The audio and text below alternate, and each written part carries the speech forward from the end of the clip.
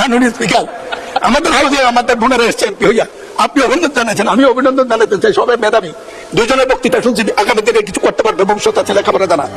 কিন্তু বুঝলাম না তো কারা আপনারা।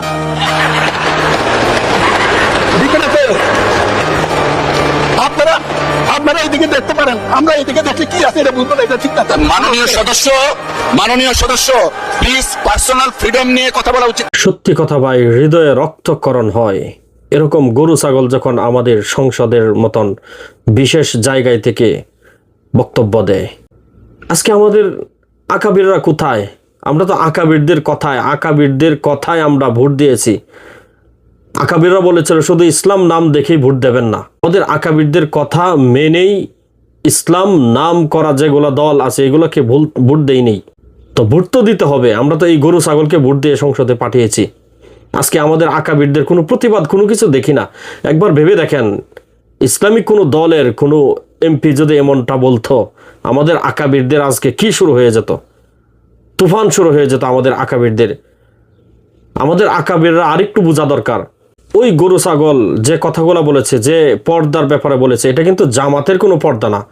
জামাতের পর্দা তাদের আকীদা অনুযায়ী মুখ খোলা রাখা যায়, কিন্তু আমাদের আকাবিরদের যে পর্দা, তাদের যে বিশ্বাস, বা তারা যে মনে করে যে না, মুখমণ্ডলও খোলা রাখা যাবে না।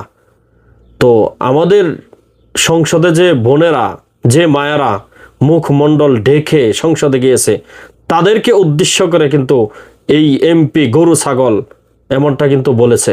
তো কোথায় আমাদের আকাবিররা? কোনো প্রতিবাদ নেই কেন? কোনো প্রতিবাদ নেই? আমি এই গরু ছাগলকে কিছু বলতে চাই না, কারণ এরা হুট করে উঠে যায় না। এরা শুরু থেকেই কিন্তু ওদের জীবনটাই এভাবে।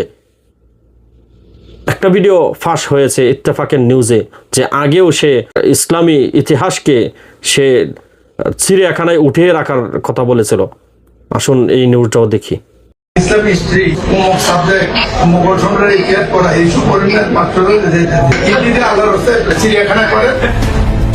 হিজাব ও নিকাব পরিহিত নারীদের নিয়ে মন্তব্যের পর এবার এক নতুন বিতর্ক সামনে এসেছে সংসদ সদস্য মনিরুল হক চৌধুরীকে নিয়ে। ইসলামিক স্টাডিজ ও ইসলামের ইতিহাস বিষয়গুলোকে চিড়িয়াখানায় ঢুকিয়ে দেওয়া উচিত বলে মন্তব্য করেছেন তিনি। তো তারপরও আমার অবাক লাগে কোথায় জানেন, যে আমরা এই সমস্ত গরু ছাগলকে আমরা সংসদে পাঠাই, তাদেরকে ভোট দেই, ভোট দিয়ে তারা সংসদে গিয়ে ইসলামের বিরুদ্ধে কাজ করে, আর অথচ আমরা যারা সাপোর্টদাতা, যারা ভোট দিয়েছি, সে আমরা নিজেদেরকে গর্বের সহিত আমরা কি করি, মুসলিম প্রমাণটা বয়ে বেড়াই।